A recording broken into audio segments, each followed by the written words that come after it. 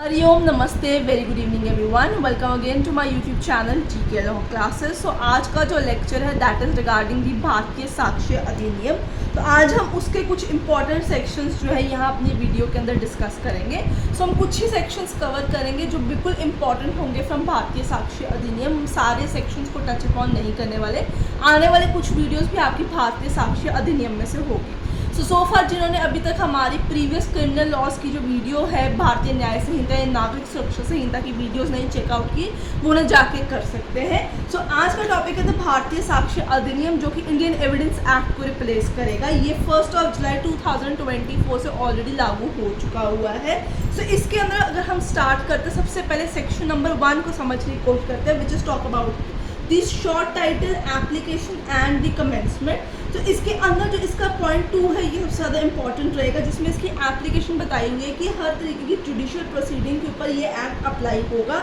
Including the particular procedure of the court marshals, but in case of affidavit presented before the court और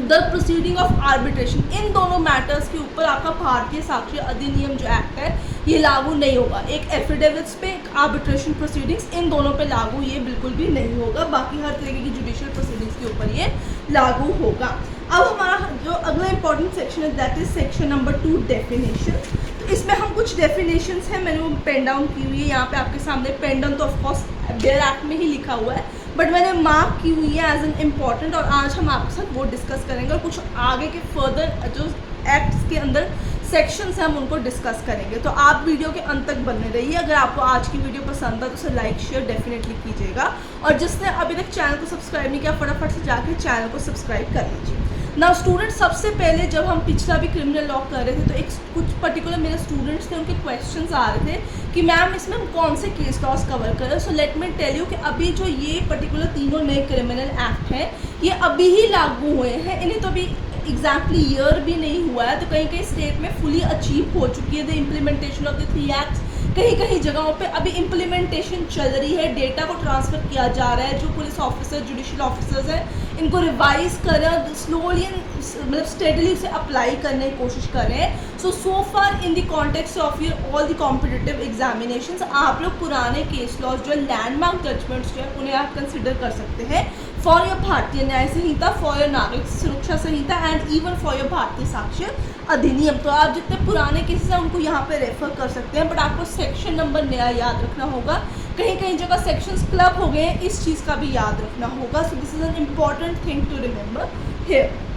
सो भारतीय ये जो आपका साक्ष्य अधिनियम है इसके टोटल 170 सेक्शंस हैं अब यहाँ पे। सो हम कर रहे हैं सेक्शन नंबर 2, और उसके अंदर हम सबसे पहले डेफिनेशन कवर करेंगे एविडेंस की, क्योंकि साक्ष्य का मतलब यहाँ पे इंग्लिश में एविडेंस ही है, तो उन्होंने सबसे पहले डेफिनेशन आपको एविडेंस की ही पता होनी चाहिए। सो यहाँ पे एविडेंस जो है आपका सबूत है, जिसे हम आम भाषा में सबूत भी कहते हैं। So it means an include, यहाँ पे मतलब है इंक्लूसिव डेफिनेशन है। क्या क्या? वो सारी स्टेटमेंट्स जो कि दी जाएंगी इलेक्ट्रॉनिकली इन दी कोर्ट और विच दी कोर्ट परमिट्स और required to be made before it by witnesses in relation to matter of fact under inquiry, and such statement be called an oral evidence। जो court के सामने witnesses या आप लोग जो है अपने पक्ष के अंदर जो आप एविडेंस पेश करेंगे, सबूत पेश करेंगे, वो सारी स्टेटमेंट्स को ओरल एविडेंस जो है कैलकुलेट किया जाएगा। इसी के साथ में अगर आप कोई भी सबूत डॉक्यूमेंट फॉर्मेशन के अंदर either in electronic digital record also produce करेंगे for the inspection of the court,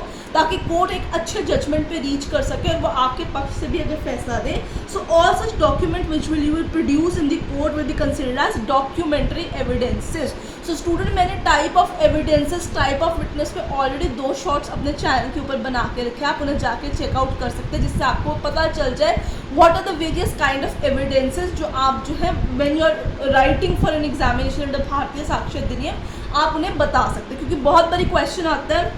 what do mean by the term evidence and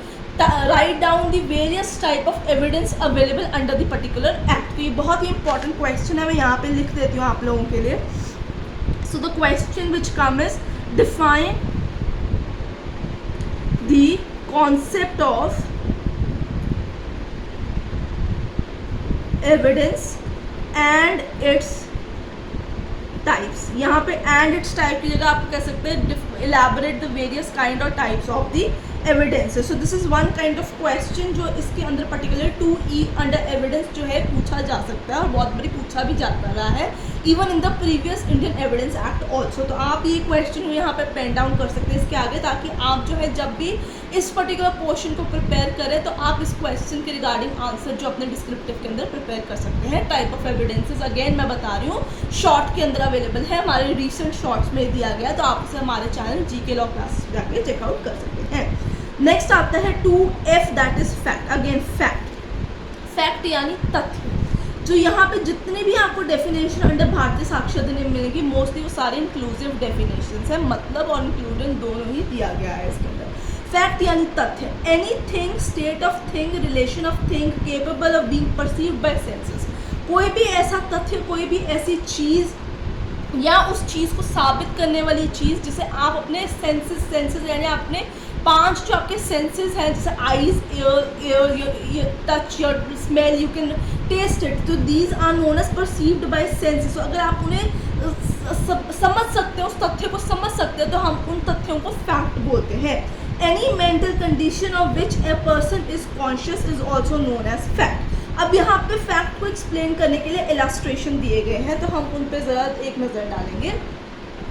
That there are certain object arranged in certain order in a certain place is fact। अब यहाँ पे मेरे पास कुछ books पढ़ी हैं, suppose कीजिए मेरे पास pen पड़े हैं, तो अगर आपसे पूछा जाता है क्या उसके XYZ के पेन होल्डर के अंदर एक रेड पेन था, तो आप कह सकते हैं there were certain pen arranged in certain order on the table every day। सो आप वो कह सकते हैं दिस इज अ फैक्ट कि वहाँ पे एक रेड पेन भी अवेलेबल होगा। That a person heard or saw something। अब यहाँ पे आपके सेंसेस परसीव्ड आ गए। सो अ पर्सन हर्ड और saw something is a fact. अगर कोई आप जा रहे हैं, रास्ते में एक्सीडेंट हो गया, you are a bystander, आप वहाँ से क्रॉस कर रहे हैं, so you saw the accident live by your own eyes, और अगर आप वो पुलिस की मदद करते बताते कि हाँ जी हमने देखा कि सामने वाला रॉन्ग साइड से आ रहा है, so that particular statement of yours will be considered as a fact कि हाँ ये एक्सीडेंट हुआ है, ये कोई सुसाइड नहीं था, कुछ नहीं था, it was an accident. That a person said certain word is a fact। अगर किसी ने कोई चीज़ बताई है regarding certain kind of customs going on, ठीक है, या उस सामने वाले का मोटिव क्या था, इस चीज़ का पता लगाता है, these are the fact।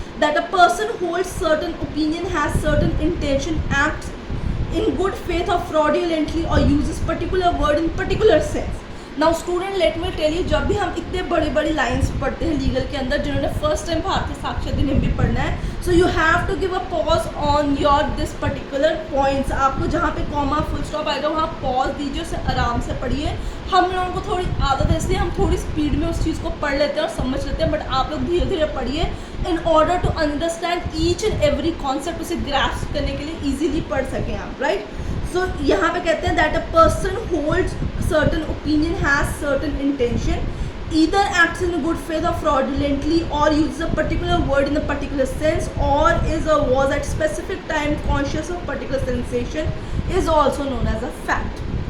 आगे चलते हैं, इंपॉर्टेंट डेफिनेशन है 2G, fact and issue. Fact and issue आम भाषा में वो मतलब होता है कि किस पॉइंट के ऊपर लेके कोर्ट के अंदर बहस चल रही है दो पक्षों के अंदर, what is the bone of contention और what is the question that has to be decided by the court, ताकि पता चल सके कि किसका राइट इन्फ्रिंज हुआ है और किसने किया है, या किसके हक में केस जाना चाहिए और कौन जो है जजमेंट डेटर बनेगा। So facts in issue means and include any fact from which,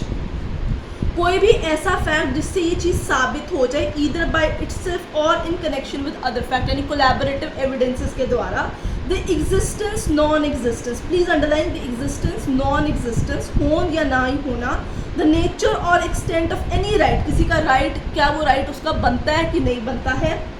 liability, disability of the opposite party, asserted, denied and suit and proceeding necessarily follow। So अगर सपोज कीजिए क्या ए ने बी का मर्डर किया है, तो ए कहेगा मैंने मर्डर नहीं किया, बी कहेगा सी कहेगा हाँ ए ने बी का आपका यहाँ पे मर्डर किया, तो एक ने असर्ट किया है मैंने मर्डर नहीं किया, एक ने कहा इसने किया है। सो असर्टिंग और denying of the particular fact into the court, जिसके तहत कोर्ट जो है बाद में चल के आपका केस जो है सॉर्ट आउट करेगा, that particular bone of contention will be fact and issue. So अब वहाँ जाके बोन ऑफ कंटेंशन मत लिखिएगा, मैं आपको इजी वे में समझाने की कोशिश कर रही हूँ। What does the concept of fact and issue explains.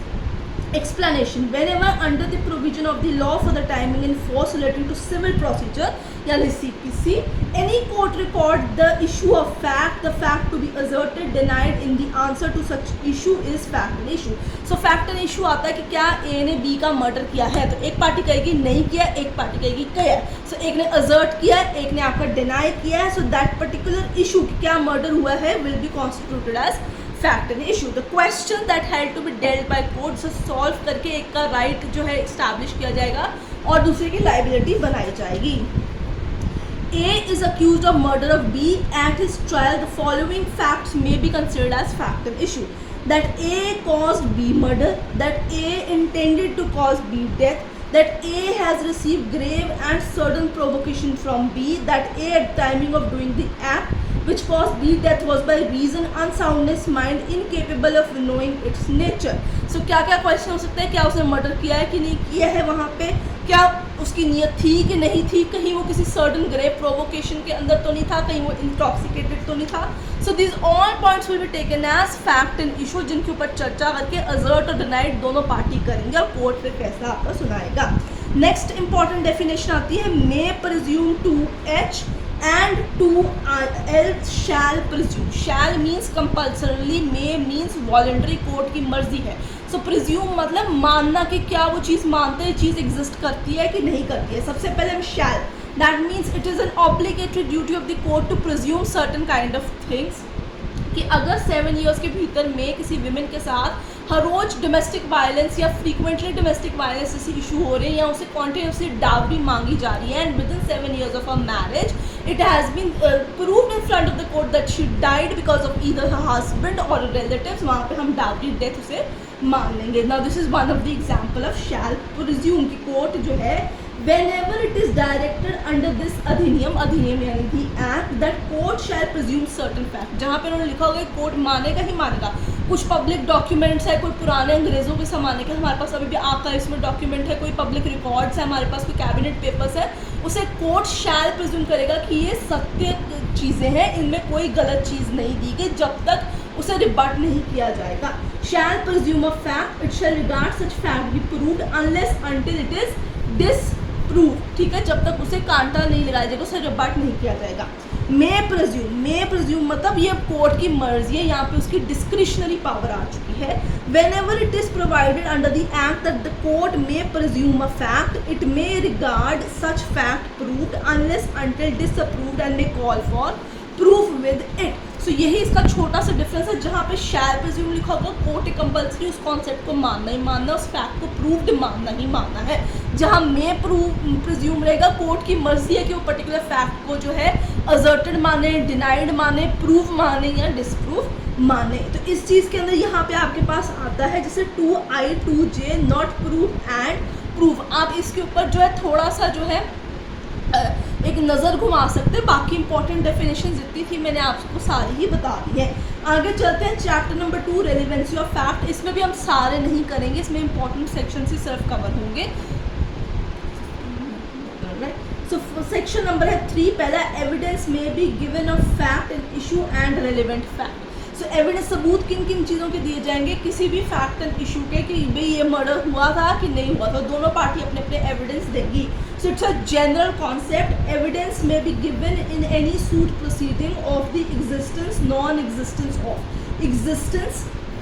Non existence एक असर्ट करेगा एक डिनाई करेगा of every fact and issue या question which is in before the court which court has to decide in the particular trial and of such other fact here and after declare to be relevant जिसे court मानेगा कि ये साथ में relevant facts हैं उन्हें भी prove करना है एंड ऑफ नो अदर तो आप एविडेंस दे सकते हैं for all your fact issue and relevant fact कि आप इसकी एग्जिस्टेंस को असर्ट करते हैं कि डिनाई करते हैं राइट स्टूडेंट्स तो ये एक कॉमन सा सेक्शन है it is a general concept बस आपको ये पता होना चाहिए इस पर्टिकुलर साक्ष्य अधिनियम में यही इंपॉर्टेंट चीज़ है कि आपको सेक्शन के नंबर और सेक्शन का नाम जो है वो पता होना चाहिए else you can all explain properly क्योंकि इसमें ज़्यादा चीज़ें डिस्कस करने लायक है ही नहीं है अगला इंपॉर्टेंट सेक्शन आता है res gestae principle section number 4 relevancy of the fact forming part of same transactions so students, अब हम आपसे मिलेंगे अगली वीडियो के अंदर, जिसमें हम section 4 onwards chapter number 2 relevancy of facts and discuss करेंगे। सो टिल देन, अगर आपको आज की वीडियो पसंद आई है, आपके कोई भी डाउट्स है रिगार्डिंग भाग्य साक्षी अधिनियम, तो आप कमेंट सेक्शन में मेंशन कर सकते हैं।